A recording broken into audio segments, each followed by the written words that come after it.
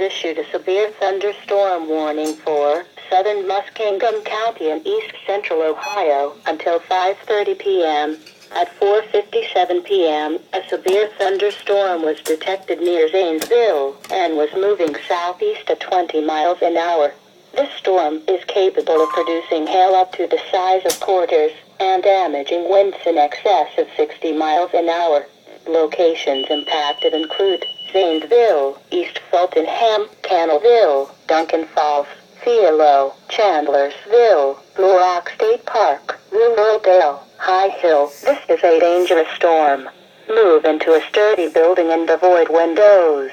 Please report severe weather by calling 412-262-1988, posting to the National Weather Service Pittsburgh Facebook page, or using Twitter at NWS Pittsburgh.